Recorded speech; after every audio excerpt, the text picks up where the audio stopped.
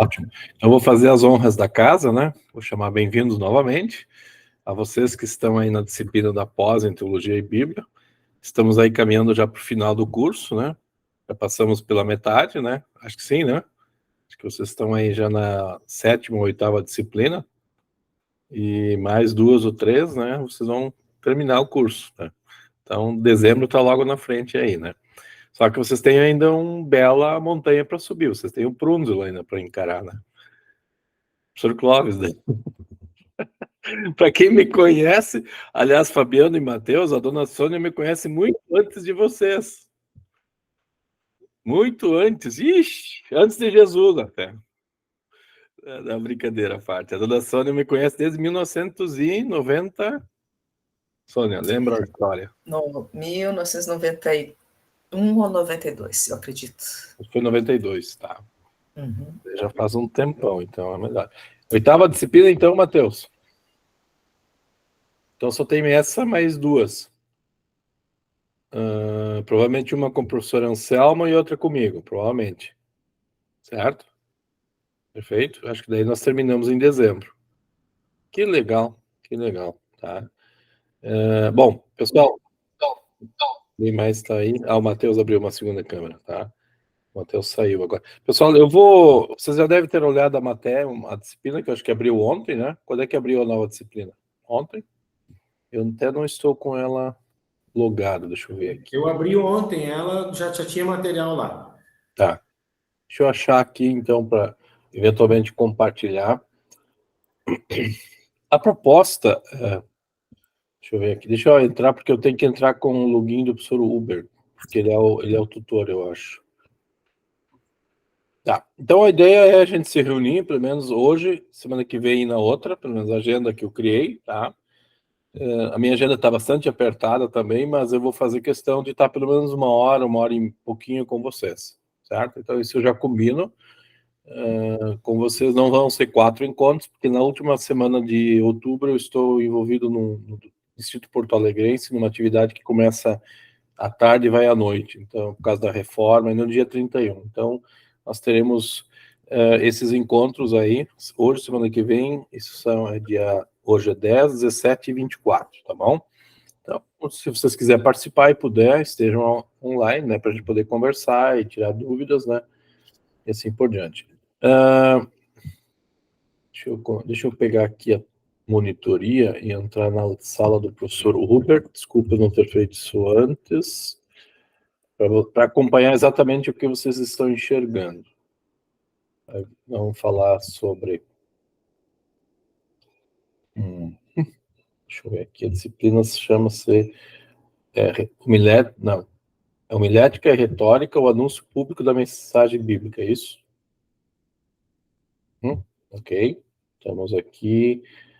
Quantos alunos? 28 alunos. Então, da época que eu estava com vocês, em março, eram 30, acho que tinha 2 lá que não participavam já na época, então não sei quem cancelou ou trancou, isso deve ter ocorrido, né? Porque era a primeira disciplina. Então é normal isso aí.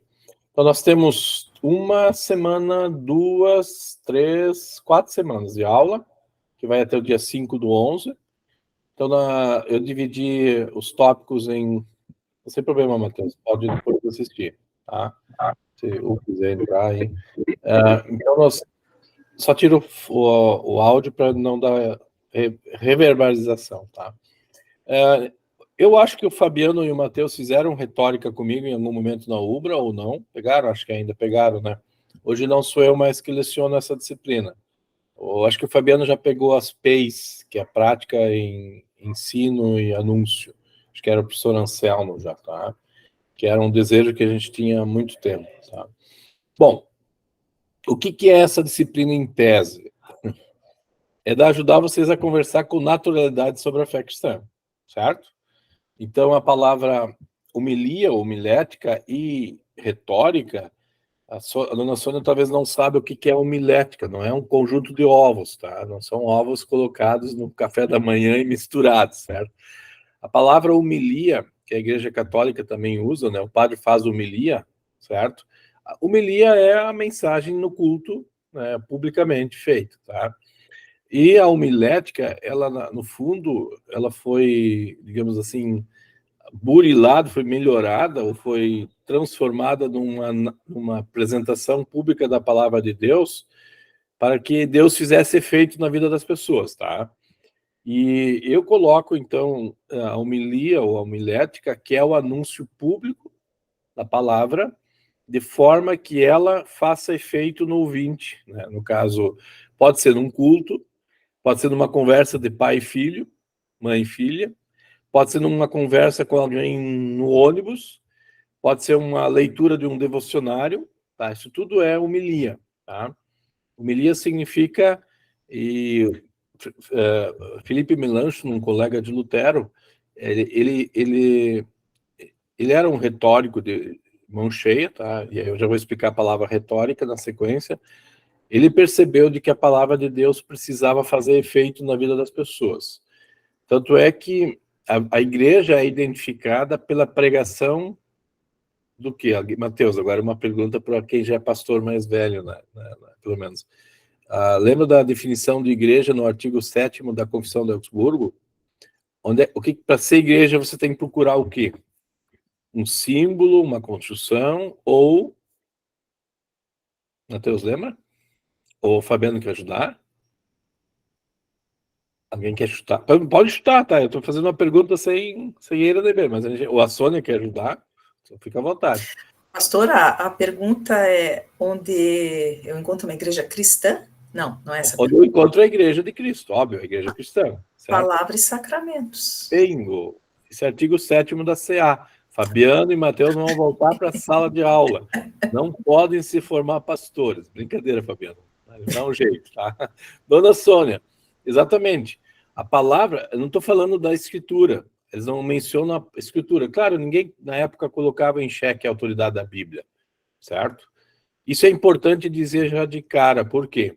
É a exposição das escrituras que apresentam Cristo é que torna a igreja. Se Cristo não está lá, não tem igreja, certo? Pode ser um clube, eu brinco aqui no Sul, a gente chama isso de Sicredi, né? Sicredi é a cooperativa, aquela que tem em qualquer canto aí, né? Então, Sicredi, isso é o conjunto, ou o clube social, né? Aquela bolachinha, né? A igreja é um clube social, não. A igreja é instituída por Cristo, por isso a palavra anunciada e os sacramentos administrados, que Cristo está presente. Bom, a questão aqui não é fazer batismo nem Santa Ceia, a questão aqui é com a palavra, certo? Então, se você quer, numa conversa, veja de novo, não é só lá na... Qual é o endereço da tua igreja, Sônia? Lá no portão, é no portão? Portão, é. Como é que é o nome da rua aí? Amadeu do Amaral. Amadeu do Amaral. Isso. Várias vezes. A gente vai dizer, lá é a igreja. Não, a igreja é lá onde a palavra está e Cristo está no meio. 2 ou 3 pessoas reunidas em meu nome, ele está presente, lá é a igreja.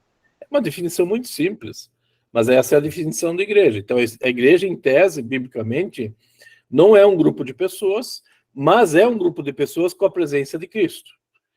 Muitas vezes eu dei palestra, dona Sônia, na época que eu era pastor, chamando que a igreja é chamada para fora, a gente fazia aquela... o Fabiano deve mandar para o professor Linden, do professor Scholz, eles me ajudaram a... Desculpe, estou tossindo, estou chimarrão aí. A corrigir aquela ideia ek kaleo, chamado para fora, né? Não tem nada a ver. Ek kaleo é uma reunião que os gregos tinham e tratavam assuntos. Então, nós nos reunimos naquela rua, ou no endereço X, para tratar os assuntos de Deus. Mas isso pode acontecer em casa, isso pode acontecer num ônibus, certo? Porque basta 2 pessoas estarem reunidas, como agora nós, ou 3, e a palavra de Deus está no meio. Você não precisa uma nova identidade, um grupo separado. Não, isso é a igreja. Então, a homilia, a parte da homilética, ela diz respeito ao manuseio da palavra de Deus, certo? Então, a gente quer não falar sobre Jesus, mas a gente quer que as pessoas escutem Jesus, para ser igreja de fato. Então, toda a articulação, Sônia, num estudo bíblico, numa conversa de mãe e filha, o apóstolo Paulo vai falar muito sobre isso. Filhos, obedeceis, pais, não irriteis. Quem é que está no meio? Cristo está no meio. Tudo é cristológico. né? Claro que tem a ver com ética, tem a ver com relação humana, mas Cristo estabelece maridos e mulheres, né? Patrões e empregados, certo? Então, inclusive, se a gente quiser avaliar alguém para deixar de ir na ceia ou ir à ceia, é a luz da palavra, são os mandamentos. Você não cria uma nova agenda para a igreja. Tá? Ah, se ele não ofertou, ele não pode ir para a ceia. Eu já fiz isso, lamento, tá? Porque alguém não me ensinou que eu deveria usar o critério da palavra de Deus. A própria palavra são os mandamentos. Eles valem para a vida lá fora, mas eles também valem para a vida dentro da igreja. É a mesma palavra. Você não pode criar uma nova palavra. Tá? Aquilo que a gente aprendeu lá em hermenêutica, agora vai voltar com carga total. Porque agora você vai pegar os textos e vai aplicar. Certo? Vocês fizeram exegese. Vocês tiraram do texto bíblico verdade, certo? Essas verdades agora precisam entrar na vida das pessoas. Que é, ou é a homilia, ou é o ensino, né, ou é o aconselhamento, ou é a ética, né? São as 4 áreas, ou 3 áreas que a gente desenvolve aqui. Acho que aconselhamento vocês já viram com o professor Max, não foi? Era uma disciplina anterior. Deve ter sido, né? Eu acho que alguma coisa assim. Agora vocês estão vendo a homilia, depois a professora Anselma vai pegar a questão da educação, e eu encerro falando da ética, tá? Ética tem a ver com... o ethos é aquilo que eu faço, mas eu em si não sou ético. Hoje de manhã eu estava dando aula, e aí a gente usa... O ethos cristão tem a ver com o sacerdócio. O que o sacerdote do Antigo Testamento fazia? Era o sacerdote... Ele não morria. Quem morria, geralmente? Era um animal, certo? O sacerdote nunca morria. Nenhum de nós morre. Nós, então, somos sacerdotes para não morrer, mas nós mediamos diante do outro a palavra de Deus. A palavra é que morre. Jesus morre. Então, esse é o sacerdócio dos crentes. Nós mediamos a palavra de Deus para o outro. Mas isso é ética, tá? Deixa eu falar sobre ética depois. É a última disciplina, certo? Porque eu, como cristão, eu continuo dependendo da palavra. Eu ainda sou pecador, certo? No sentido diante de Deus. Eu não estou dizendo que eu cometo pecado intencional, não é isso que eu estou falando. Eu estou falando que a palavra de Deus continua sendo autoridade para mim, e é ela que eu medio com o irmão ou o inimigo, né? Se eu tenho inimigo, o que eu tenho que fazer? Eu tenho que dar outro lado. Eu não vou brigar, eu não tenho nem como convencê-lo, né? Eu tenho que deixar Deus fazer o seu papel. A palavra precisa fazer o seu papel na vida do outro. Eu posso testemunhar. Eu valorizo a relação do casamento, eu valorizo a relação dos pais e filhos. Hoje à tarde, eu tive a reunião da reitoria da UBRA, eu faço parte dos coordenadores, e aí no final eu fui pego de surpresa e tive que dar uma devoção. Devoção assim, rapidinho, né? Uns 3 minutos. E domingo é dia do professor, Sônia, nosso dia. E aí eu fui falar que o conceito de autoridade, quem é autoridade, tá? Eu tô simplesmente disse, olha, eu comecei a falar de que os alunos geralmente não gostam de autoridade, tá?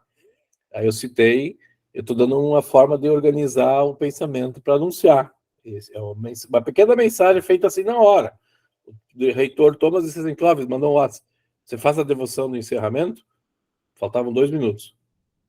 E aí, onde é que tu vai tirar? Tirar da manga? Aí o que eu vou fazer rapidinho, né? Disse assim, a gente estava conversando, as situações são difíceis, a cruz é pesada, aí eu disse, vou fazer. Disse sim. Aí eu comecei citando a leitura de Kant, que eu fiz uma disciplina de história da educação. E os alunos, Kant levou 80 anos para chegar às conclusões, quer dizer, é uma autoridade no assunto. Ele fala muito da ética deontológica, ética com propósito. Eu estou só dando exemplos, sabe? Eu comecei com uma ilustração, é isso que eu estou dizendo. Aí eu disse, os alunos na aula leram 5 minutos Kant e disseram que não gostaram. Putz, o cara ficou 80 anos pesquisando e os alunos em 5 minutos disseram, isso não vale para mim. Não tem sentido, né? O cara levou o tempo, era uma grande autoridade e os alunos simplesmente descartaram. E às vezes a vida é assim, né? As autoridades são descartadas, elas não são valorizadas. Aí como é o dia do professor, estava sendo mencionado, que é domingo, e eu disse, olha, nós somos autoridades por quê? Não porque nós somos melhores que os nossos alunos, né? Porque nós estamos um passo à frente deles. nós temos experiência, nós temos conhecimento, tá? E nós estamos um passo à frente deles. Eu disse que, para mim, a autoridade é isso. Então, quando Deus é a autoridade para a vida da gente, daí eu completei, que era uma devoção, né? Não podia falar. Era o texto de 1 Coríntios 13, versículo 12, que falava de que o amor, 1 Coríntios é o texto do amor, tá? Vocês não estudaram 1 Coríntios, eu sei que vocês estudaram Gênesis, Jó, o que mais vocês estudaram? Provérbios? Lembram das exegeses? Lucas, João e Efésios, né? É isso que vocês estudaram, professor Lindo, Anselmo, e depois princípios de interpretação. Tá? A gente vai ficar nisso. Mas voltando a 1 Coríntios 13, daí eu disse que a vida do amor, 1 Coríntios é o grande capítulo do amor, o apóstolo Paulo diz que nós ainda vivemos assim como um espelho nebuloso. Os espelhos na época romana, na época do apóstolo Paulo, eles não eram lisos, que refletia como nós, né? O processo de fazer um espelho é interessante. Uma vez eu tive uma aula de exegese com o professor Scholz, lá em 80 e pouco, me lembro dessa imagem. Ele tentou mostrar uma foto para nós. Olha, os espelhos são canelados, né? O que é um espelho canelado? Você não consegue ver a imagem perfeita. Ela está em partes, né? Não sei se vocês já viram. A ideia de usar um espelho e camuflar para não enxergar dentro, a gente faz uma coisa meio assim, em ondas, né? Ou faz um desenho no espelho para evitar que você enxergue. E exatamente isso era o espelho na época bíblica. Ele não conseguia refletir, tá? Então, o apóstolo Paulo diz, nós, enquanto estamos nessa vida, ainda vivemos o amor dessa forma. Ele não é perfeito, tá? Porque há várias situações, ali tem um hospital universitário, né? O Fabiano conhece bem, o Matheus também. Alguém comentou do Dia da Criança agora, né? Quinta-feira, né? Das dificuldades das mães porque tem oncologia, tem outras coisas sendo tratadas, né? Isso é difícil, tratar criança, né? O que você vai dizer? Como é que você vai tratar isso, né, Fabiano? Você sabe muito bem. E aí você vai ter que dizer, olha, Deus está um passo à tua frente. Se o teu próximo passo é a tua morte, o que Jesus fez? Ressuscitou. Quer dizer, está resolvido já. Como é que dizer isso, né? Então, tudo essa vida, se você olhar a partir do nosso reflexo, como diz Paulo, ele é canelado, ele não é claro. Então, a gente tem segurança, certo? Então, nós precisamos confiar numa autoridade. E essa nossa autoridade, ela é teológica, tá? Então, a homilia faz isso. A homilética, ela resgata a autoridade de Deus sobre a nossa vida, que é maior do que nós. Então, nós precisamos articular a palavra de Deus em ler evangelho, são os artifícios para dizer, confiam em alguém que já passou por aquilo que você vai passar. No caso da morte, por exemplo. Tá? Jesus passou pela morte e ressuscitou. Quer dizer, como é que eu vou entrar na morte? Eu estou muito tranquilo com isso, mas eu preciso dizer assim, não, eu testemunho que Jesus passou pela morte, eu não vou passar por ela. Então é interessante você ter essas reflexões. Não dá para a dor da morte, da perda, ninguém substitui. Psicologicamente falando, emocionalmente falando, não tem como substituir. Morreu, é dramático, mas a mensagem bíblica é outra. Tá? Não é fácil convencer. Aliás, nós só sabemos se vai, de fato, convencer ou não no dia da volta de Jesus. Porque até lá ninguém sabe. Né? Por quê? Porque não é a minha fé que torna a realidade, é a obra de Cristo que se torna real. É Ele que se torna. Então, isso é homilia. Você tem que falar das coisas de Deus em evangelho. Existe uma segunda parte da disciplina que é a retórica. Retórica é a organização do pensamento de tal forma que ele cria impacto no ouvinte. Então, por exemplo, eu estava numa reunião de reitoria. Tudo pessoas não são membros, não são membros da igreja, certo? Um outro é cristão e tal. Até uns dois vieram conversar comigo, né? Brincaram comigo. Tem um fã-clube lá na Uber. Eles gostam muito quando a gente fala, né? E aí para quem você está falando? Não estava falando para membros da igreja, mas eu queria que a igreja existisse ali pela palavra de Deus. Cristo pode estabelecer a igreja, certo? Quanto Jonas falou para Nínive ser igreja? Ele falou poucas palavras. Lembra a história de Jonas? Lembra? Ele não ficou aí pregando 500 anos. Nínive foi salvo pelas pouquíssimas palavras de Jonas. Eu disse isso para vocês em algum momento.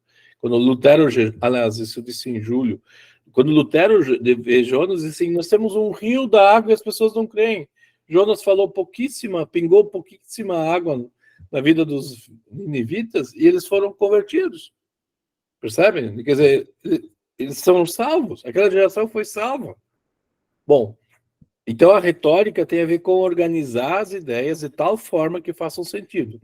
Eu terminei meu discurso, retoricamente falando, recuperando a introdução. Então, geralmente, né, a gente fala introdução, desenvolvimento e conclusão. É uma coisa simples, né? Então, eu queria fazer um fecho. Eu fiz isso, né? Como professor de retórica, como professor de português, eu fiz exatamente isso, fiz um fecho. Por quê? Para dar sentido ao pacote. As pessoas têm que elas têm que saber quando está concluindo, tá? Para você não ficar falando como eu estou falando agora, porque eu não escrevi o meu discurso. Mas eu estou tentando mostrar para vocês, a partir da organização da disciplina, o que vocês vão fazer. Eu não estou lendo o material que está lá no aula, tá? Eu estou falando livremente para justamente mostrar o que é.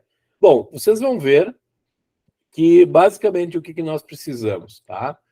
Eu menciono ali, recuperar as exegeses que vocês fizeram, né, mostrar... Né, eu não quero que vocês criem coisa nova, pelo contrário. Eu quero ajudar vocês em pouca coisa, mas fazer bem feito, tá? Então, aqui vocês têm o texto de boas-vindas, tem o calendário, a apresentação do professor, trilha, sala, e aí vai indo, né? Aí eu coloquei para vocês 2 livros, um meu que eu escrevi, quando eu era professor de retórica e anúncio da palavra. Ali tem coisas da época dos gregos, dos romanos, que eu pesquisei muito na minha dissertação de mestrado, viu, Sônia? Você deve lembrar que lá em 1996 eu fiz mestrado. Eu vim de Curitiba, São Leopoldo, e o que eu fiz de trabalho de conclusão? Uma análise retórica, como Lutero usou a ferramenta da retórica para anunciar a palavra. Aí essa foi a minha pesquisa, porque eu era formado em letras, né? Eu sou formado em letras, e aí eu aproveitei essa conexão. Então, organizar o discurso de tal forma que faça sentido da vida das pessoas, tá? E ali vocês têm o livro. Eu até vou compartilhar a tela para mostrar isso para vocês. Então, isso está ali. Eu não sei se ele tem para compra, acho que não. A gente tem ele em PDF porque compartilha com os alunos, tá? Então, inclusive, a disciplina que o Fabiano fez, aqui, ó, Prunzel, Retórica e Anúncio da Palavra, certo? É o meu livreto, ok? Depois, eu tenho cópia, porque eu comprei na Amazon, um livro muito importante que eu considero fantástico, tá?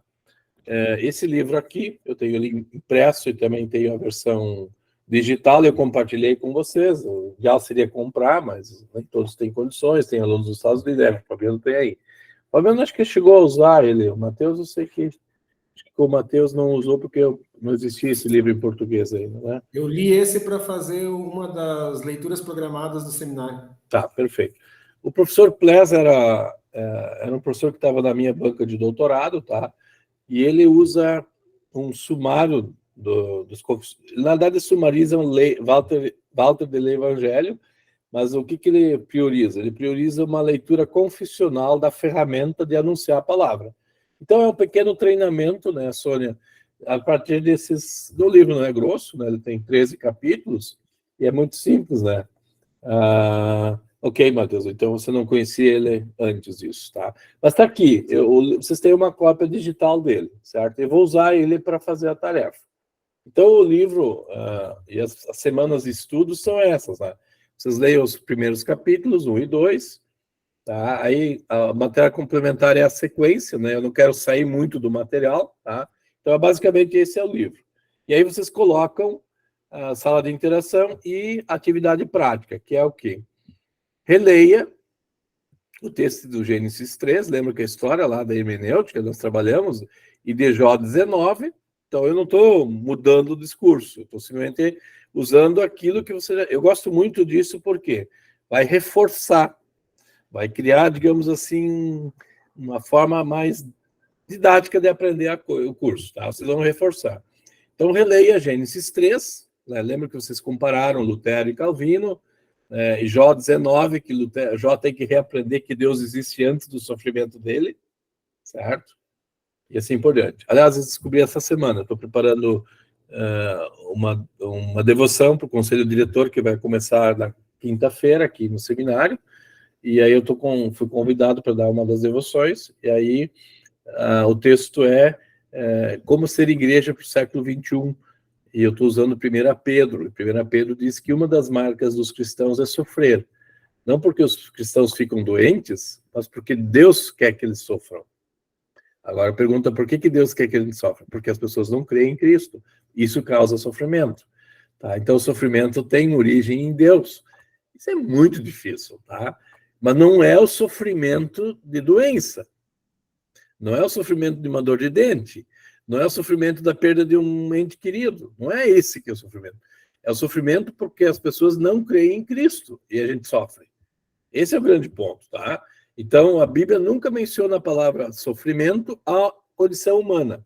Por isso, o sofrimento na Bíblia sempre tem a ver com... Lembra? Alguém sabe a palavra grega para sofrimento? Fabiano e Mateus? Vocês são... O que é sofrer? O verbo sofrer em grego. A gente usa ele muito em português, inclusive. É pássio.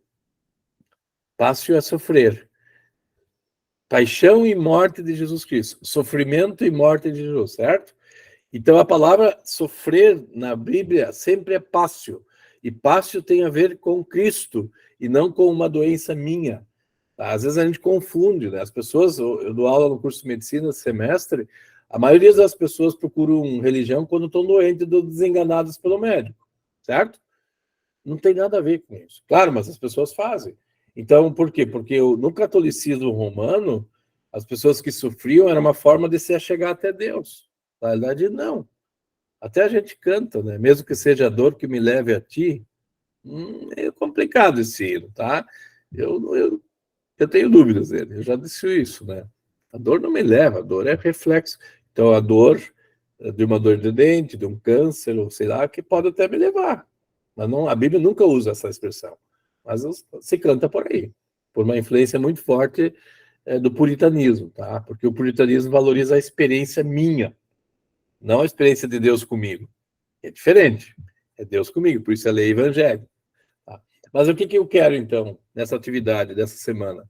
Leiam Gênesis 3 e aí compartilhem alguns elementos que vocês descobriram nos primeiros capítulos aqui do livro, né? 1, 2, 3 e 4, certo? Procure conectar insights do texto do livro com as passagens bíblicas, ok? Então, por exemplo, uma das coisas... Por que Deus é proclamado no Antigo Testamento? Bom, tem promessa. Tem promessa, tchê. Eu não vou falar de Caim. Para Eva, Caim era o salvador do mundo. A gente sabe que ele não é. Ele matou o irmão. Como é que ele vai ser o salvador? Percebe? Você precisa de alguém de fora. Você precisa crer na promessa. Né? Então, veja, insights. Vocês têm aqui capítulos do livro, tá? Esse é o exercício, né?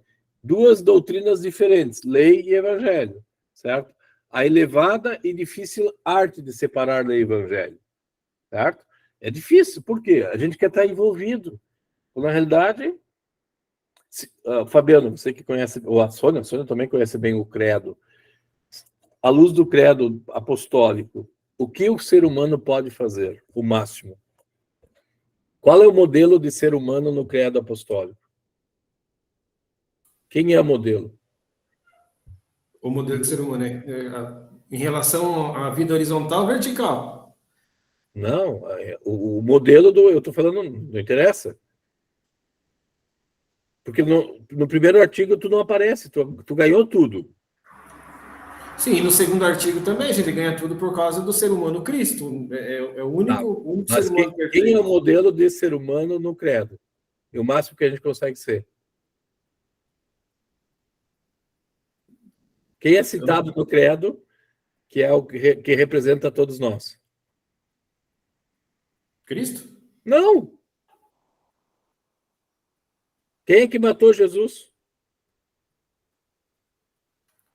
Pôncio Pilatos, Exatamente. que lava as mãos? Exatamente. Esse é o que nós representamos, certo? O único ser humano mencionado no credo, percebe? O resto é obra de Deus, entendeu? Não sei se você captou, tá? Muito bom, muito Nós bom. nós temos uma séria dificuldade. Quem é que pede para Jesus ir para a cruz? Não é os maragatos nem os chimangos. Não são. O Pai. O Pai. Por isso o padrão não é meu. Quem é que pediu para Jesus morrer por mim? O próprio Pai. E aí Jesus ainda, na véspera de ser preso e morto, para quem ele pede? Pai, afasta de mim esse pátio, certo? Esse é o padrão. Pai, tira de mim. Você que pede para eu fazer, mas é o único que pode tirar. Jesus não está pedindo para Pedro, certo? Ou para Pilatos, dá um jeitinho aí para eu sair. Aí Jesus aguenta até o fim, né? Não tem resiliência aí. Alguém hoje falou em resiliência, não tem. Ele morre por mim e por ti. Então, o único modelo de ser humano que você tem no credo, por isso tem que distinguir lei e evangelho. A lei diz a incapacidade do ser humano. Evangelho, eu leio o primeiro artigo percebendo que Deus me deu tudo sem mérito e sem dignidade minha. Ele me deu tudo de graça. Eu não preciso pedir mais se ele me deu tudo. Percebe? O primeiro artigo diz isso. O segundo artigo, a obra de Cristo. O terceiro artigo, a obra do Espírito Santo. Inclusive, a igreja é fruto da ação do Espírito Santo. Percebe? Que acabamos de fazer. Vocês, então, querem que a igreja exista. Lá no ônibus, na casa de vocês, lá na reitoria, como eu hoje, certo? Eu quero que a igreja... Porque eu testemunho disso. Certo? Então, o que eu faço? Eu manuseio a palavra. Tanto é que o livro é manejando a palavra. Certo? Então, essa primeira semana... Até semana que vem, até quando vai essa tarefa? Até dia 10. Hoje é dia 10 já. Não, 10/11, tá? Então, na primeira, eu acho que eu coloquei aqui, tem uma semana... Então, a semana que vem, nós vamos nos reunir de novo e vamos conversar um pouquinho sobre as primeiras leituras. Certo? Os capítulos não são longos, certo? São curtos. Tem sempre um questionário no final e aí vocês vão fazendo observações, aí vão interagindo, certo? E aí, semana que vem, eu não estou encerrando ainda, tá? Mas semana que vem, a gente vai olhar para as interações de vocês, ok? Depois, vamos voltar aqui. A segunda semana, que começa no dia 16, segunda-feira, vai até o dia 22. Aí vocês têm a AP1 já. É o mesmo esquema que sempre teve, tá? Aqui vocês já vão ler os capítulos 5, 6, 7 e 8. Vou aumentar aqui um pouquinho para projeção melhor, certo? Então, são 4 capítulos também, e vocês têm a AP1, que começa hoje e vai até o dia 23, tá? Então, a AP1 já está liberada. Deixa eu ver a atividade. Né? Questão 1. Diferente de qualquer procedimento humano, como pedagógico, filosófico, sociológico, psicológico, a homilética é o anúncio da palavra de Deus A homilética e o anúncio da palavra de Deus é teológico. Acabei de mostrar isso para vocês. O máximo que eu posso interagir, Jesus não tem resiliência. A psicologia vai dizer, sejam resilientes. Eu sou resiliente. Eu tenho que aguentar às vezes no tranco, não adianta. Jesus também aguentou, só que Jesus fez isso por quê? Porque ele é resiliente? Não, porque ele não podia deixar de fazer o que o pai pediu. Quem pediu é o pai. Não é ele, é teológico. Percebe a diferença? Tá? Eu sou resiliente porque sou forçado, senão vou perder emprego, senão não sei o quê, um monte de coisa, certo? Então a gente é resiliente. O ser humano tem motivos sociológicos, antropológicos, mas aqui nós estamos falando em teologia, certo? Então, partindo dessa premissa, a relação entre Deus e o ser humano se dá em uma única forma que pode ser comparada a um médico tratando um paciente com uma doença hereditária. Por que eu gosto? Porque é essa linguagem que ele usa aqui. Tá? Então, nós, à luz do pecado de origem, desde Adão e Eva, somos doentes. Certo? Então, e nós vamos ter essa doença só resolvida no dia do juízo final. Aliás, Jesus diz, né? O discurso escatológico é esse. Quando é que vai separar o joio do trigo? Agora? A gente faz pequenos exercícios, por exemplo, quando a gente participa da ceia. A gente não quer que um comungante indigno vá. Por isso a gente diz não, certo? À luz dos mandamentos. À luz dos mandamentos. Você não faz isso à luz das regras da igreja. Considere os mandamentos e aí participe da ceia. A gente faz isso na confissão e absolvição, no início do culto, certo? Então, quem está dando o parâmetro é a palavra, certo? A palavra que vai continuar sendo o parâmetro, não é a palavra do pastor. Com base, então, são as reflexões tiradas dos estudos dirigidos dos capítulos 1 a 8. 1 a 8? Já é 1 a 8? Segunda semana? Acho que sim. 5, 6, 7, 8, tá? Já está na metade do livro, tá? Articule um texto entre 2.000 e 2.500 caracteres, utilize um processador de texto para fazer a contagem, demonstrando que o teólogo maneja a palavra de Deus como se fosse o próprio Deus. Por quê? Qual é o objetivo? Você, lembra que eu falei antes do sacerdote? O sacerdote, você não precisa mais pegar um boi na mão e matar ele como em lugar de Cristo, como se fosse Cristo, lembram? Lembra da história de Abraão, quando Deus pediu, vai e mata seu filho? O que Deus deu no lugar do filho de Abraão? Um cordeiro, uma ovelha. A ovelha toma o lugar do filho de Abraão. Isso é a aula de teologia que Deus dá para Abraão, dizendo que alguém outro vai assumir o lugar dele. Então não é Isaac que vai assumir, é Cristo que assume. Então o que vocês vão fazer? Como vocês são teólogos, vocês não são psicólogos, certo? Vocês vão manusear a palavra de Deus de tal forma que vocês mostram para o outro que quem assumiu o problema da pessoa é Cristo, e não a gente. Por isso a distinção de lei e evangelho. E fazer isso derruba qualquer coisa. Então nós somos, né, o ofício ministerial, o sacerdócio dos crentes, né, se vocês quiserem usar essa expressão, é exatamente isso. Nós aqui estamos articulando a palavra de Deus como se o próprio Deus estivesse falando para as pessoas, ok? Não que nós somos Deus, ninguém de nós é Deus. Então vocês estão fazendo isso, né? Como um substituto, primeiro, para denunciar a doença. Aqui a doença é um termo teológico como sinônimo de pecado. O que é pecado? Bom, pecado é se afastar da vontade de Deus. Tá? Eu lamento, eu vou dizer isso no meu sermão, eu lamento que nós teremos que ouvir a sociedade para nos ensinar de novo a não falar mal do próximo, certo? A Lei Geral de Proteção de Pessoais de Dados, LGPDA, olha como é que é, LGPD, né? Lei Geral de Proteção de Dados, certo? Que foi promulgada em 2018 e 2019. O que ela faz? Ela quer que você evite que fale mal do outro na internet. Não é só para errar o alvo, né? Isso não existe, Fabiano. É a natureza, o pecado é a natureza humana. Errar o alvo é catolicismo, tá? Infelizmente, certo? Daí eu posso resolver o problema não errando o alvo. Se eu não errar, tá tranquilo. Não. Eu sou pecado. Por isso, isso é tranquilo. Por isso, isso é uma visão filosófica de pecado. Né? Então, eticamente, eu resolvo o meu pecado, quando na verdade não. O salário do pecado continua valendo, né? Por isso ninguém de nós sobreviveu para contar a história, certo?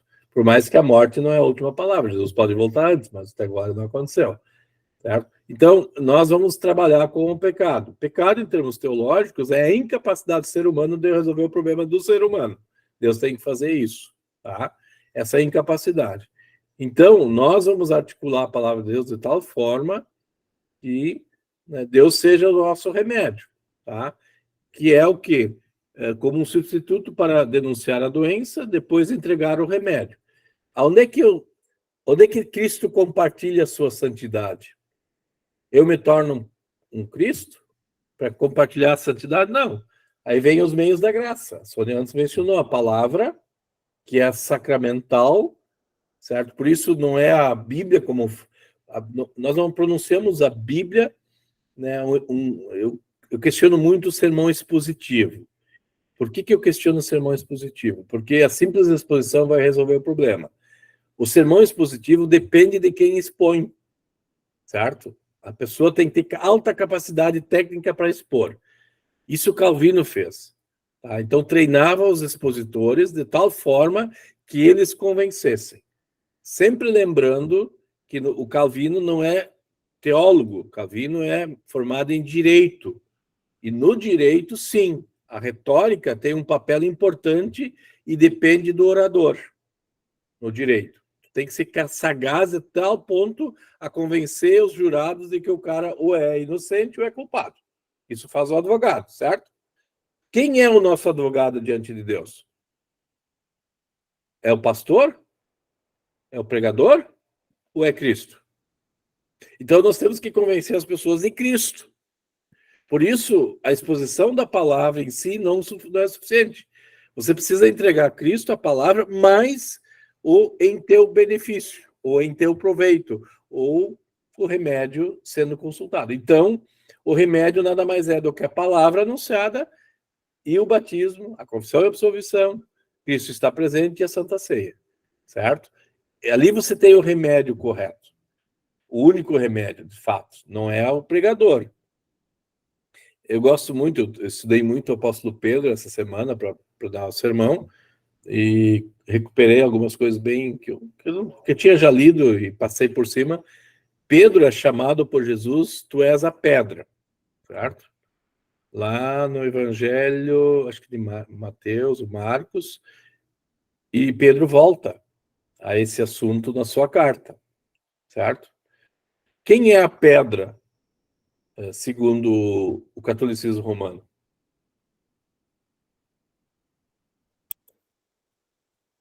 Mateus. A pedra é o próprio, pro catolicismo, é o próprio Pedro. E para o luteranismo? A confissão que Pedro fez. Para o luteranismo, pedra também é Pedro. Ah, também. O que Pedro disse? Alguém lembra da história? Tu és o Cristo, filho de Deus vivo. Ok? Essa é chamada diferente na Bíblia. Como é que ela é chamada? Se Pedro é a pedra, como é que Pedro chama ela na sua carta? Ele acrescenta um adjetivo à palavra pedra. Tu és a pedra. Fala, Sônia. Ajuda. Ajuda os teólogos aí. A pedra angular. Angular, a pedra principal. Existe a pedra e a pedra principal. O Fabiano é pregador da palavra, o Mateus é pregador da palavra. Nós somos Pedro, mas nós não pregamos a nós mesmos, certo, Mateus? Nós pregamos a Cristo e esse crucificado. O apóstolo Paulo vai dizer isso, correto? Você tem que ter a pedra, mas não é a pedra angular. As pessoas, e Pedro vai dizer isso, as pessoas geralmente enxergam a pedra. Eles não enxergam o fundamento, a pedra angular, a pedra principal, que está atrás de nós, né, Fabiano? Por isso nós não pregamos a nós pregamos a Cristo. E aí eu concordo contigo, Mateus. A pedra angular é a confissão de Pedro. Mas Pedro tem que confessar. Então tu precisa das duas coisas, certo? Tu precisa do... Então o catolicismo romano considera Pedro a pedra angular. Eles fazem uma exegese, vai adiante. Para o protestantismo, a pedra é a confissão. Eles transformam a confissão. E nós pegamos os dois. A pedra, Pedro, precisamos do ministério e também o ministério fala de Cristo, certo? Entendeu? Então, tu tem os dois elementos. Você precisa manter os dois elementos na exegese. Ou não? Vocês me entenderam? Então, nós precisamos de pregadores, nós precisamos de pastores, nós precisamos de Pedros. Só que os Pedros não substituem Cristo, porque existe uma outra pedra, que é Cristo, certo? Olha como é bonito. Isso tu entende quando tu lê Pedro. Então, vocês são sacerdócio real. Bom, vocês também são a pedra. Mas a pedra não a pedra angular, não a pedra principal. Cristo é a pedra principal. A sociedade só vê, por exemplo, não vê o fundamento da casa. Vê só os tijolos para cima, né? Ninguém vê o fundamento. Dificilmente, tá? Mas Cristo é o fundamento. E aí Lutero vai dizer... A partir de Cristo, as pedras que são vistas pelas pessoas refletem a pedra angular. Por isso, a confissão de Pedro. Muito bonita essa imagem. Eu nunca tinha parado para ler isso dessa forma. Tá? Então, existem a pedra e a pedra angular. As duas são linguagem bíblica. Você está mantendo Lembra que vocês tiveram que fazer um exercício de rigor teológico. Lá no início vocês estão mantendo a autoridade do texto bíblico. Vocês não estão excluindo, tirando uma parte, isso vale, isso não vale, né? Então, ou interpretando só uma parte, como o Mateus acabou de fazer, só olhar para a confissão e não olhar para a pedra, né? Então, dá para dizer que Pedro é pedra, Jesus diz isso para ele, mas não é a pedra angular. Captaram? Olha a exegese como é interessante e bonito. Aí a gente precisa aprender. A Sônia está abismada. A Sônia até deu desculpa, agora o Fabiano devia ter aprendido isso nas exegeses por a vida. Estou brincando, Fabiano. Estou querendo ajudar vocês, tá? Então, vocês vão fazer um exercício onde vocês vão mostrar exatamente isso. A incapacidade humana e a capacidade divina em resolver o meu problema.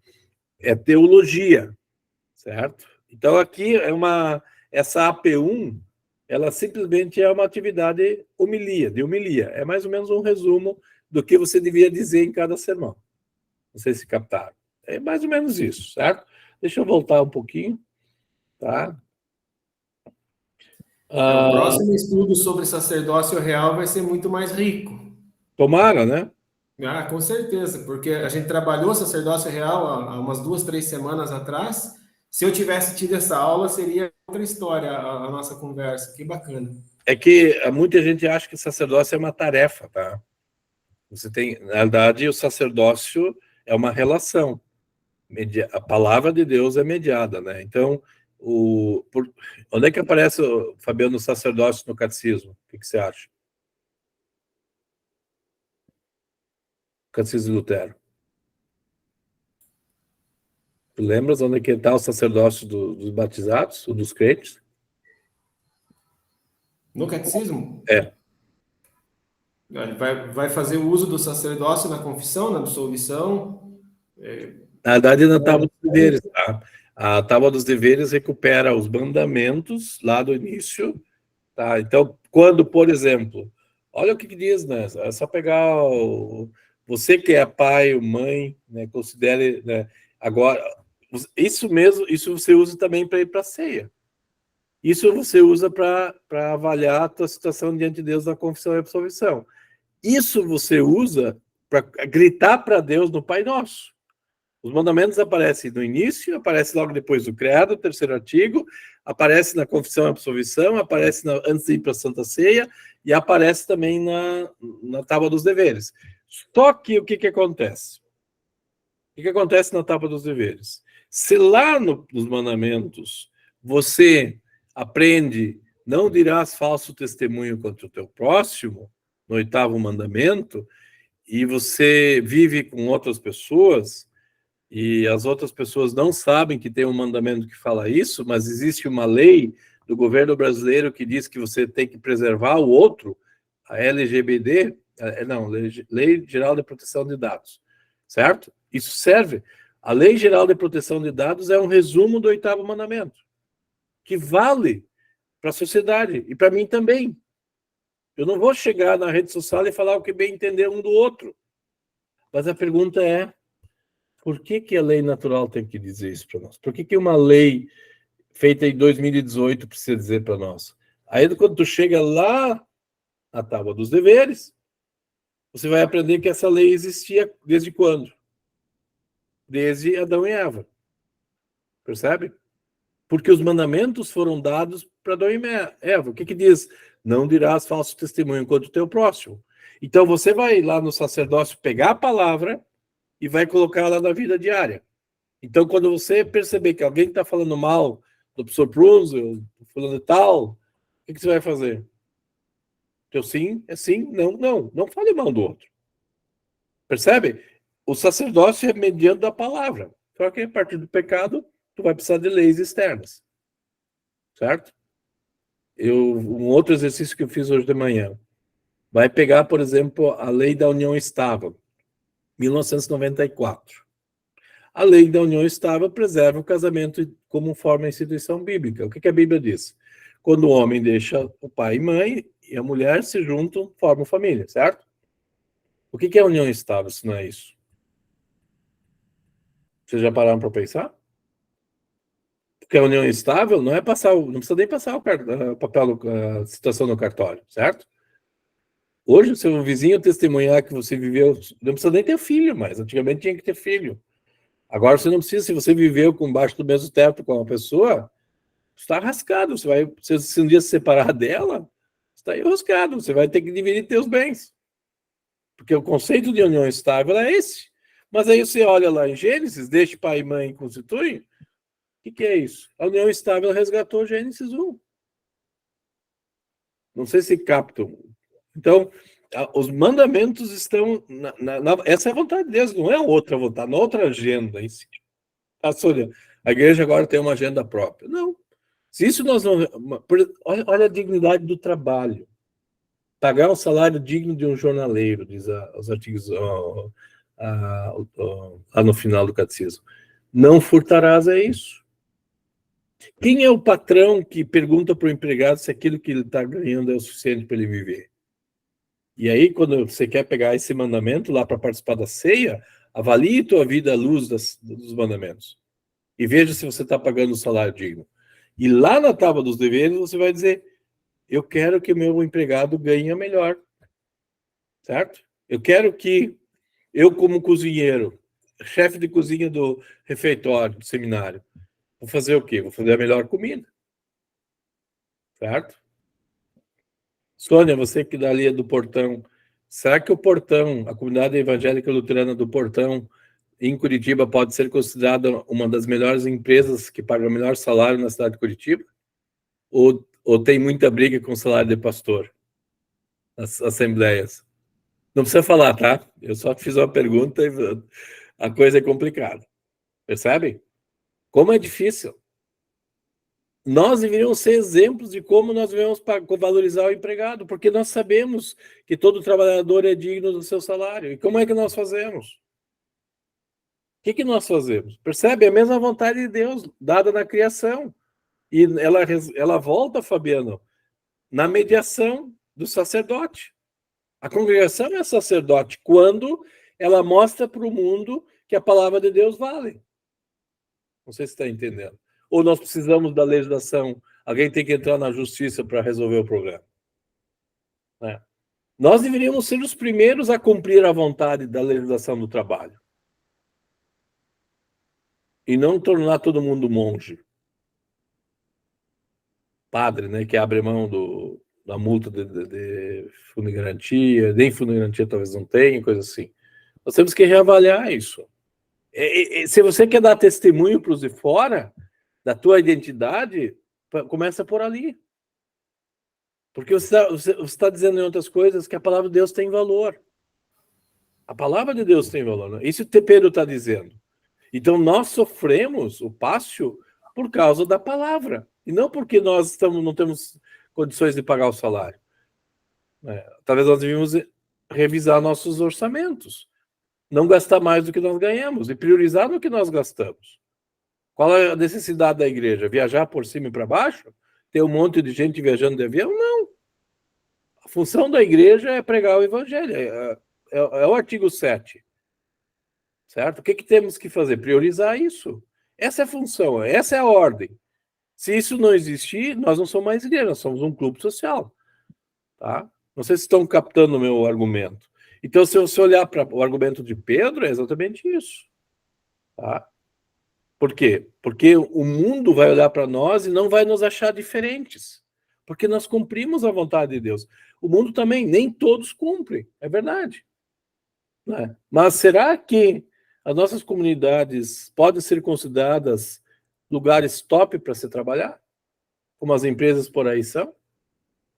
Tá? Em 2016, o Seminário Concórdia de Santo Luís foi considerado uma das melhores empresas para se trabalhar em Santo Luís. Quando é que isso vai acontecer entre nós? Em 2014, eu estava no campus de Fort Wayne. Um sábado à noite, nós fomos convidados para uma festa e o prefeito da cidade de Fort Wayne deu o título de melhor chefe cozinheira para a cozinheira do seminário. Imagina isso, Mateus, aqui no campus, né? Os alemãozinhos iam ficar tudo barrigudo, não? Mais barrigudo, ia comer muito mais, né? Eu ganhei peso de Fort Wayne. Tá, a comida era... Eu não gostava porque eu não... feijão doce, né? O dia que tinha, assim, Brazilian food, eu fugia, porque era frango com banana açucarada. Doce, cozida, horrível. Feijão, horrível. Daí, quando tinha asinha de frango, chicken wings, apimentada, saiu fogo, né? Quer dizer, esse é o cardápio do chefe de cozinha. Né? O Clóvis é que não aguentava mais a cozinha, mas estava lá. Certo? Quer dizer, quando nós fazemos a vida não deve ser diferente. Existe uma epístola chamada Epístola de Dioneto, uma coisa assim, do ano 120 depois de Cristo. E um não cristão pergunta para ele, que é cristão, como é que eu identifico um cristão? Ele diz, olha, o cara que faz as coisas normais.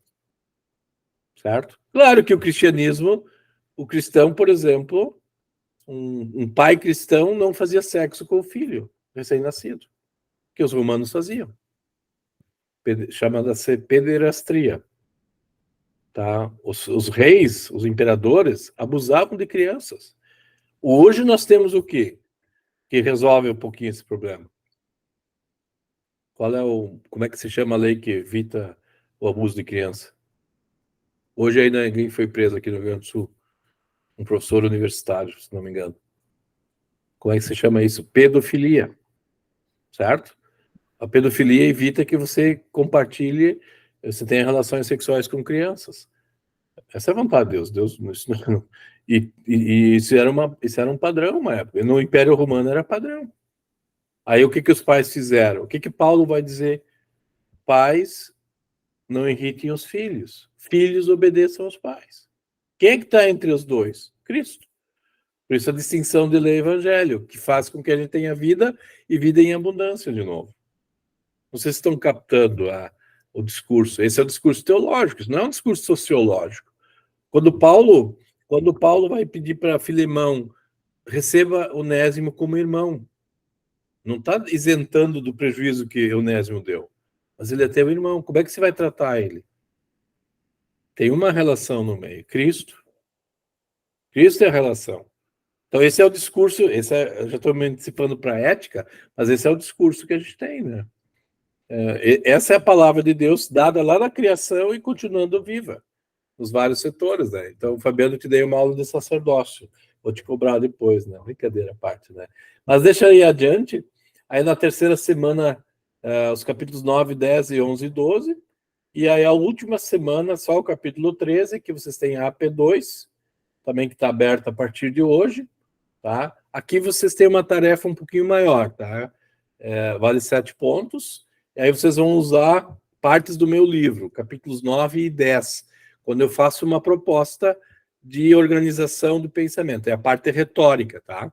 Então, a primeira parte é a parte da homilia, de organização, de falar a Bíblia, e a segunda parte, como organizar. Vamos ver qual é a tarefa que eu pedi para vocês fazerem. Não é difícil, tá? Visualizar atividades. Em um texto de 3.000 a 4.000 caracteres, é maior, tá? Elabore um texto descrevendo os efeitos da vida, do remédio na vida do pecador que ouviu ler o Evangelho. Claro que vocês vão organizar. Descreva como o cristão pode articular o Evangelho na vida pessoal e do próximo para estabelecer objetivos de fé e vida, tá? Então, o que é um objetivo de fé?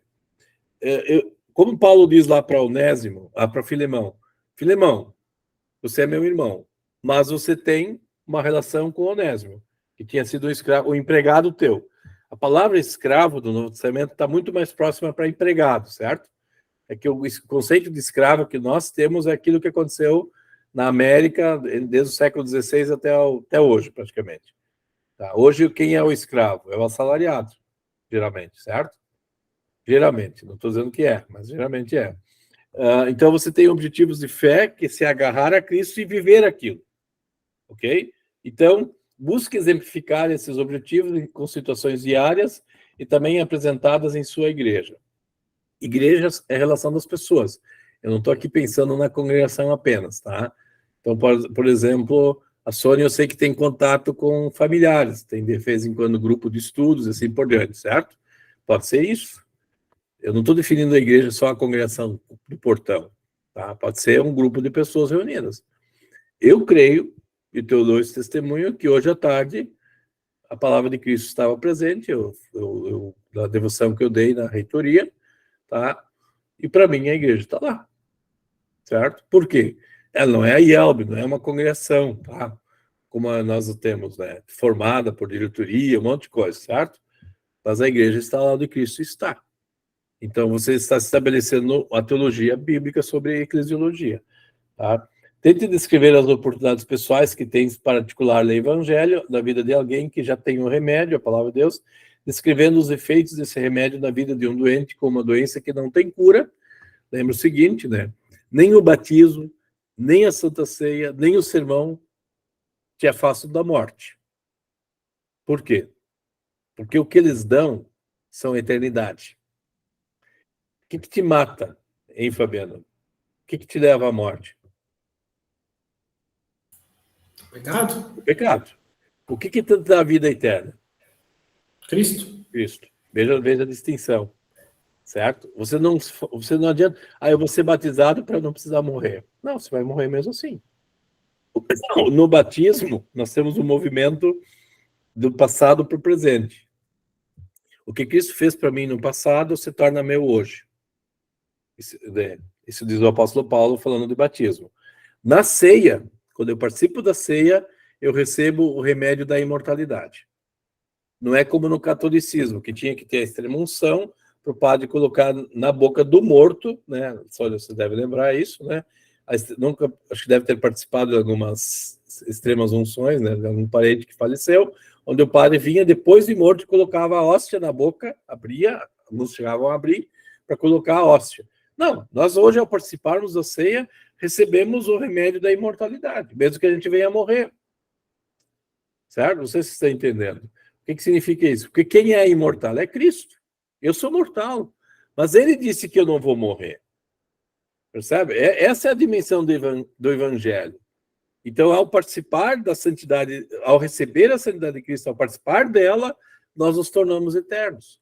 O pecado ainda continua sendo a consequência da nossa condição de descendentes de Adão. Ninguém vai tirar isso. Por isso, nós não lidamos com o pecado, nós lidamos com a graça. Então, quando eu vou falar de alguém que está sofrendo, né, claro que me dói alguém, por exemplo, uma criança nascer com câncer, tá? Um pai enterrar um filho, certo? É dramático. Não é, parece humano, mas acontece. Tá? Mas eu não vou falar sobre isso. Eu vou falar sobre alguém que disse que a morte não é a última palavra. Tá? E assim por diante. Tá? Então, vocês vão trabalhar um pouquinho, organize o seu texto com base nos princípios da retórica destacados dessa disciplina.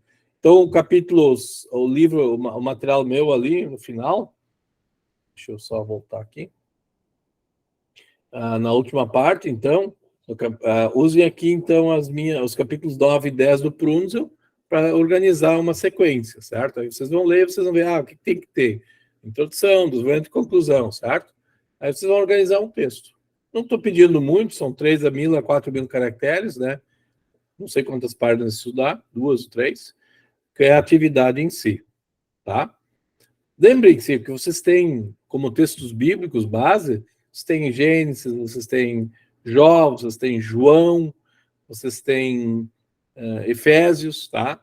E vocês têm várias tarefas que os professores fizeram. Usem elas, vocês podem usar, mas eu só quero que vocês agora coloquem isso em uma sistematização. A disciplina em tese termina com a postagem da AP2, que vai até o dia 3/11, tá? E depois, se alguém precisar fazer a AF, começa no dia 10/11 até o dia 17/11, certo? Essa é a disciplina de homilética e retórica, o anúncio público da mensagem bíblica, ok? Então, aqui vocês têm, basicamente, a minha ideia é que a gente se encontre semana que vem, tá? Para a gente poder, então, revisar os primeiros capítulos, falar um pouquinho mais sobre o assunto. Bom, eu quero, agora eu estou indo para o finalmente, mas daqui a pouco eu abro a palavra para vocês. Eu quero chamar a atenção de outros materiais que são muito bons, tá? Para quem é teólogo de carteirinha, precisa fazer sermão toda semana, como os dois ali, o Fabiano e o Matheus. Além, então, do texto do Pless, tem um livro que saiu agora, recentemente, né, Deus da Ira e o Deus do Amor, Lei, Evangelho em Lutero. Eu tenho um artigo aqui, aliás, a metade do livro é meu, eu escrevi, mas a questão de Lei e Evangelho, que é o grande norte, né, é um assunto mais denso, mas eu vejo que vocês teriam condições boas de manusear. Eu sei que é da editora Concórdia. Esse texto aqui vale a pena, é Comunicando o Evangelho Hoje, do Robert Cope. Tá? Robert Cope é um professor de St. Louis, também da editora Concórdia. Tá? Esse aqui é mais um sumário de doutrina, tá? Ele é mais um tipo texto do Pless, ok? Então, tipo isso aqui.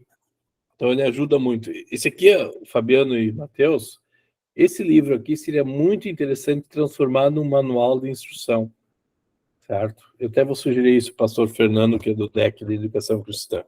E um último livro que foi publicado, na época que eu estava na editora Concórdia, tá? Isso, o simpósio de 2000, não sei se 17, Não era 17, Fabiano. Eu acho que era 19. Tá? Eu estou, tá, professor Lino, tá, professor... Foi meu primeiro ano de seminário, pastor.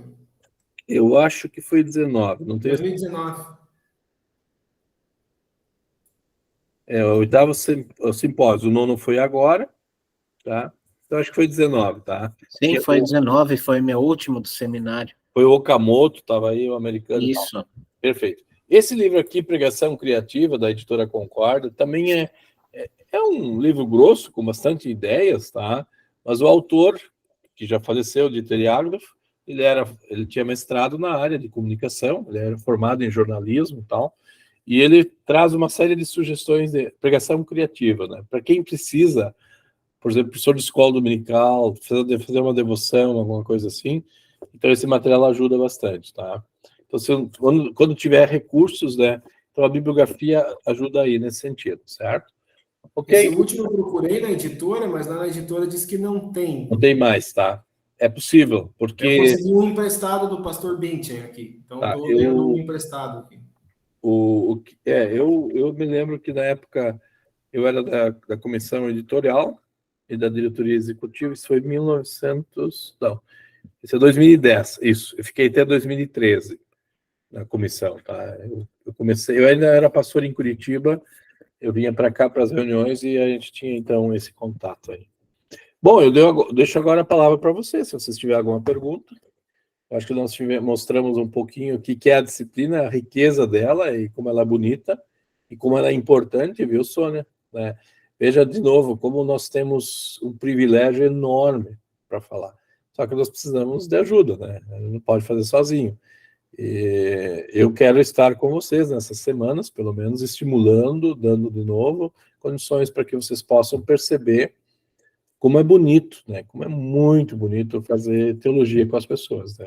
A palavra de Deus precisa ser ensinada. Ou aqui, no caso, anunciada, né?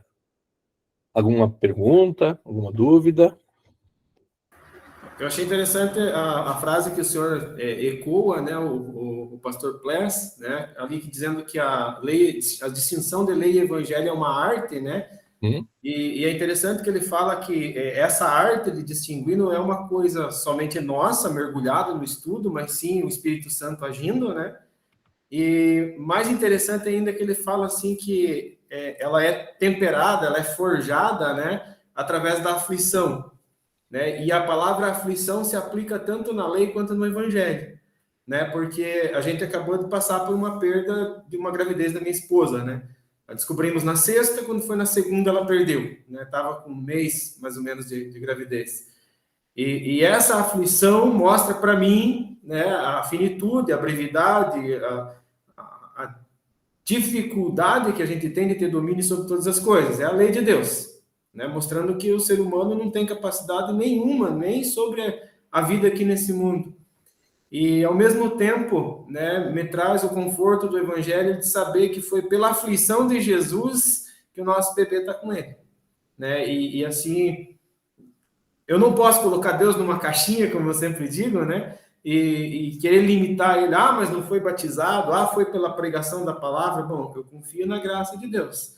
Né? A aflição e a morte de Jesus não foi em vão, foi pela humanidade. Então, a gente se sente muito confortado, né, pelos dois tipos de aflição. A minha, que mostra a lei e que eu tenho que confiar em Deus, não tem outro jeito, e que a aflição de Jesus é o evangelho puro para nós. Eu acho que tu captou bem isso, Fabiano, no sentido daquilo que a gente conversou sobre paixão, né? Quer dizer, a minha experiência com dor e pranto é pura lei da condição que mostra que eu sou finito, né? Como você mesmo disse. Nós não conseguimos, né? Por isso, esses dias isso é mais na aula de ética agora, na outra disciplina, eu estava analisando o conceito de aborto, aquele parecer que a Yalba divulgou, tá? E eu estou dando aula no curso de medicina. Eu faço de vez em quando algumas perguntas, né? Por exemplo, eu perguntei para os alunos quando eles aprenderam nas aulas de ética da medicina, quando eles consideram vida. Aí eles foram bem taxativos, quando há concepção. Mas e aí, por que alguém pode matar a vida? Pode se tirar a vida, né? Por exemplo, a mãe, até uma altura, pode tirar a criança. Não, ela pode tomar essa decisão, eles disseram. Isso não é um contrassenso? Quer dizer, se você considera a fecundação o início da vida, os médicos consideram, e eu considero também, tá? Eu não tenho direito de tirar a vida depois de 2, 3 meses.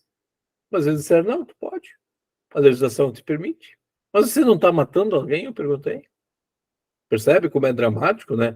Então a IELB se posicionou sobre o assunto, mas a IELB devia também dizer um pouco mais. E isso que nós vamos ter que dizer. Porque à luz da lei, a lei, né, é pecado tirar a vida, não matarás. À luz de alguém que conhece essa verdade, que ora para que Deus mantenha a vida, como a gente fala do Pai Nosso, né? O Pai Nosso de cada dia é a vida, né? Nós temos que ter vida, tá? A gente percebe que essa vontade não faz parte, às vezes, da vida. Por isso a gente grita. O Pai Nosso é um grito, baseado nos mandamentos. E aí, né, a certeza, Fabiano, de que você... claro, não deu tempo para a criança ser batizada, provavelmente, porque ela estava no 90. Não sei se tu lembras, você fez sistemática 1 comigo, e eu trouxe para vocês um texto de um colega de Lutero, como ele orientava as mães com os natimortos. Não sei se tu lembra isso. Quem apresentou o trabalho foi o Gabriel Hartmann, se não me engano, tá? Na tua turma. Você tem que recuperar isso. Eu acho que é o Bugenhagen, tá? Como é que ele manuseava o assunto para dar certeza de que aquilo que aconteceu não é o fim, que aquilo é só lei, mas que há uma solução para aquilo. Como você mesmo testemunhou, que a solução é Deus tem, acho que é por ali que o Bugenhagen vinha, não estou lembrando agora, que Deus tem uma solução. Se eu, humanamente, não conseguir batizar, mas Deus tem os caminhos, certo? Como é que isso me consola? Aonde que tem esse consolo? Obviamente que os caminhos de Deus não são meus, né? São dele, tá? Então, como é que eu vou consolar uma mãe que perdeu o filho, né? Então, o parecer da CTRE, ele não contempla, por exemplo, se um médico propositalmente fez aborto e ele se arrepende e quer participar da vida da igreja, percebe? Então, você precisa articular isso mais. O apóstolo Paulo vai fazer isso. Ele condena o pecado da morte, sim, lei natural, lei revelada, né? Os gentios e os judeus estão no mesmo barco. Só que Paulo também fala da obra da santidade de Cristo dada para um cara que fez isso. Ou não? Então, ele não tem perdão? Tem. Porque o perdão é para quem está doente, que é a linguagem que vocês estão usando. Senão não precisa, né? Quer dizer, quem não tem perdão, quem diz que o Espírito Santo não opera, para isso não tem perdão. Né? Se você olhar para Judas e para Pedro, o Espírito Santo não operou em Judas, o Espírito Santo operou em Pedro. Os malfeitores, os dois, um deles a operação do Espírito Santo ocorreu, porque é o testemunho bíblico. Sobre o outro, fique quieto. Não faça um sermão sobre Judas. Não faça um sermão sobre o outro malfeitor. A Bíblia não fala nada. A Bíblia se cala. Vê a história de Davi e Saul, outra situação. O Salomão, né? A Bíblia se cala. A Bíblia diz, não, eles estão sem a revelação. Deus não fala para eles. Enquanto Deus estiver falando para nós, nós temos graça de Deus. Por isso, lei e evangelho fazem parte desse anúncio, viu, Fabiano? Isso é muito consolador. Tá? Foi obrigatória a interrupção da gestação? No caso de vocês, foi obrigatório? Por quê? Qual era o problema? Desculpe perguntar isso. Foi uma gravidez ectópica, né? E aí a mãe não resistiria. Então, a gente recebeu-se a notícia, né? Você está grávida, mas vai ter que obrigatoriamente interromper. Né? E aí veio na cabeça, poxa, interromper e nós vamos ter que dizer o sim, né? E não tem o dizer não, é o sim. Então, bateu assim uma angústia muito grande naquela semana, né? Foi muito choro, foi muita oração, foi muito pedido para Deus que trouxesse a reflexão certa, né? O consolo que não vem da reflexão, vem dele, né? Mas que a reflexão servisse para que a gente pudesse conversar com a congregação, né? E passar para eles o conforto da esperança que a gente tem em Cristo, né? E graças a Deus, né? Graças a ele a gente consegue lidar muito tranquilo com isso. Consegue falar sobre isso, testemunhar, bem de boa. Por isso, hoje de manhã eu disse que a igreja, antes de ser uma academia de ginástica, ela é um hospital. Tá? Ela só trabalha com pecadores penitentes. Claro, ela distingue o pecador penitente do impenitente. O impenitente não quer saber de Cristo. O penitente, sim. Então, nós continuamos até o fim da vida. Todos somos pecadores, por isso a santidade é dada. Por isso o sacerdócio não compartilha o que ele faz, mas o que Cristo fez pelas outras pessoas. Percebe? Isso é o sacerdócio. E isso a igreja compartilha com o mundo. Será que a igreja da do Portão, da Vila Auer, aqui de São Leopoldo, é conhecida pela redondeza como um oásis no meio do deserto da vida? Essa é uma pergunta. Percebem? O que é o oásis, né? Ali tem vida, vida em abundância. Tem vida em abundância. Os departamentos que se reúnem, tá? Eles mostram para a sociedade que eles não são diferentes nos olhos, mas eles são diferentes dentro. Tá? Eu pesquisei sobre... o Fabiano e o Matheus conhecem minha posição sobre os departamentos, né? Porque eles estão à disposição de quem? De Cristo ou da igreja? Eles deviam estar de Cristo. E todas as atividades deles deviam ser cristológicas. Tanto é que a Liga de Leigos Americana não tem vínculo com a LCMS. Ela é uma entidade separada da igreja e não responde para a igreja. E ela tem, sob sua responsabilidade, a Hora Luterana, lá nos Estados Unidos. E aí eu fui atrás da informação e descobri, eu sei porque eu já conhecia essa informação antes, mas eu confirmei a informação, está no site deles, eles dizendo que eles são uma das 2.000 organizações não governamentais americanas mais bem conhecidas pela sociedade. Estou falando da Liga de Leigos. Como é que é a Liga de Leigos que a gente conhece, né? É o picadinho, é o baralho. Tá, eu posso fazer isso, tenho liberdade para fazer isso, que bom que eu faço, mas é exatamente esse o meu papel? Não.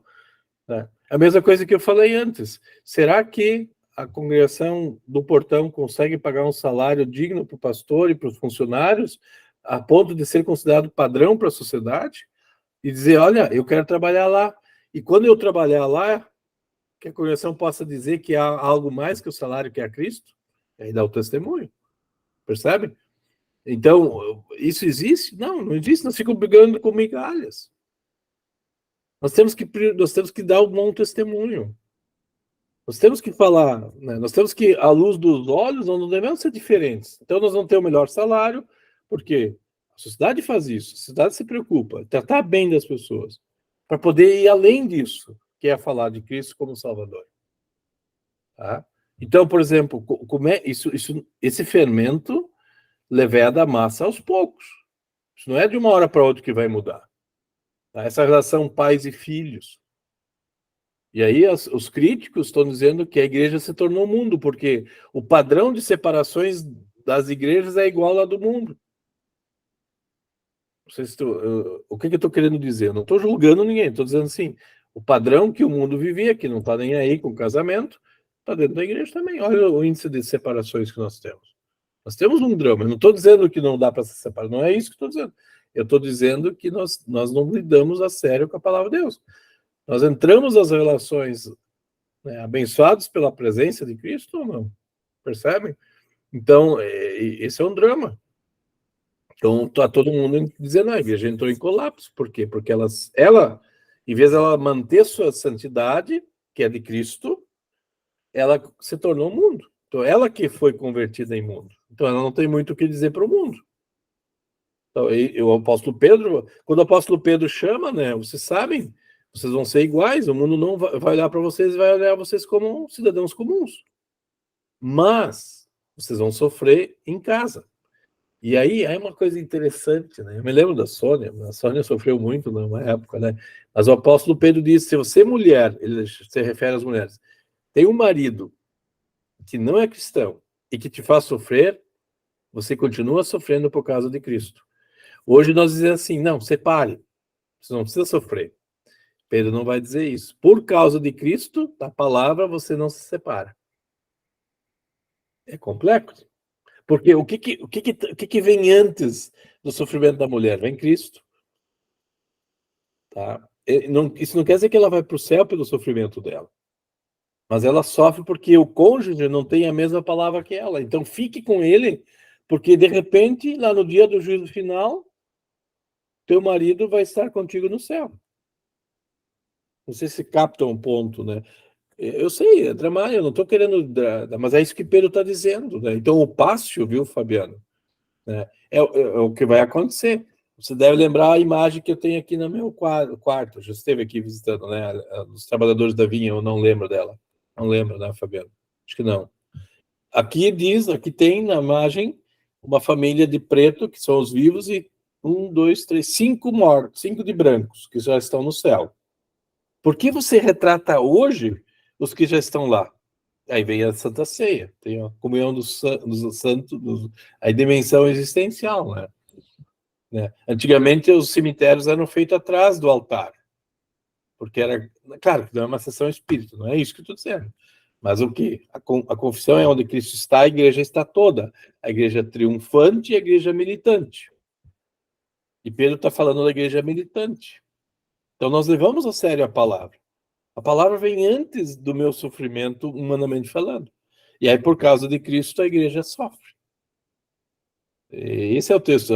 Ali Pedro termina a homilia dele. É 1 Pedro 3, 13 a 17, se vocês quiserem ler. Tá? Eu usei esse exercício quando eu tratei o transgênero. Tá? Hoje o transgênero é mais fácil porque ele não precisa fazer cirurgia. Mas deixa esse assunto para a ética depois, né? Mas o discurso que a gente tem com uma pessoa que faz uma cirurgia de sexo, que muda, é uma mutilação danada, né? Tu não tem como reverter isso. A ciência ainda não consegue, porque é um Frankenstein, né, da vida. E você vai fazer isso, tá? Bom, o que vai acontecer? Você vai ter pessoas mutiladas. Meninas que cedo tiraram os seios porque eles querem se tornar homens. Nos Estados Unidos é comum. Antes das glândulas se desenvolverem, as glândulas mamárias. Para quê? Porque elas querem ser homem. Elas não querem os seios. É uma aberração, mas está acontecendo. Por quê? Porque a visão de corpo se tornou gnóstica. O corpo é inferior ao que eu sinto, ao que eu espero. Então, nós vamos ter que fazer todo um trabalho tá? Mas é um belo desafio a gente pensar no assunto, tá? É um belo desafio. E eu gostaria que vocês ajudassem as pessoas a perceber a eclesiologia bíblica, né? Um grupo de pessoas ao redor da palavra. Tá? E Pedro nos estimula. Eu estudei muito Pedro aí nos últimos dias, né? Coragem para responder ao mundo. Ou, eu tenho um livro que eu comprei recentemente, semana passada, é um autor bem novo também, ele chama de Padrões de Excelência. O título é Padrão de Excelência, né? Se você quer levar para uma empresa, qual é o padrão de excelência de uma empresa? Tá? Leia Pedro, diz Lutero. Leia Pedro. Tá? Esse é o padrão de excelência da igreja cristã. Bom, gente, 20 horas e 24 minutos. Acho que já tivemos uma bela conversa, né? Eu vou gravar isso, quer dizer, depois que estiver disponível, eu vou colocar na internet, vou compartilhar com vocês. Peço para vocês nos ajudar com a avaliação institucional, quem não fez ainda, né? Vocês têm acesso. Mandei um vídeo hoje, não sei se vocês têm recebido as minhas lá no YouTube, no WhatsApp e tudo mais. O curso de teologia, eu gosto muito de vocês. Eu agora estou falando genericamente, de todos os alunos, porque a maioria responde, tá? Então, hoje à tarde nós tivemos reunião e o curso de teologia é o que mais aparece em termos de estímulo e resposta, tá? Então, eu dou graças a Deus por ter vocês. Eu estou dizendo isso para vocês 13 e também para os demais que vão assistir depois. Então, há um percentual muito bonito de respostas. Por quê? Porque a gente valoriza as pessoas. Vocês são a razão do nosso trabalho. Eu lamento que nem sempre é como a gente gostaria, né, e tal. Eu gostaria que todos os professores tivessem feito o que eu estou fazendo. Eu sei que nem todos fizeram, né? Mas a gente quer estimular vocês de fato, a serem responsáveis pela palavra de Deus, né? E a levar a sério, né? Com rigor teológico, com rigor de pesquisa, e mostrar para as pessoas, né? A santidade de Cristo. Então, a gente vai lutar por isso, né? A gente vai querer fazer isso, né? Então, essa é a proposta do curso. Teologia, Bíblia e Teologia, né? Vamos inverter um pouquinho as coisas aí. Tá bom? Mateus, tranquilo? Fabiano, Sônia, muito obrigado pela companhia. Semana que vem, no mesmo horário. Ok.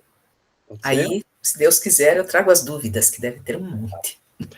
Já leio os capítulos ali iniciais, tá? E o livro, a leitura é bem simples, bem fácil. E acho que vale a pena a gente refletir um pouquinho aí. E vai construir juntas as atividades, tá bom? Fiquem bem, que Jesus acompanhe a vida de cada um de vocês. e vamos estar juntos, sim. Muito obrigado, pastor, pela conversa, muito enriquecedora. Obrigado mesmo. Tá ótimo. Muito obrigado pela companhia. Fiquem bem. Mateus, até mais. Até mais. Obrigado pelas palavras. Obrigado mesmo. Bom trabalho para vocês. Nós nos vemos. Vou desligar a gravação aqui. Tchau.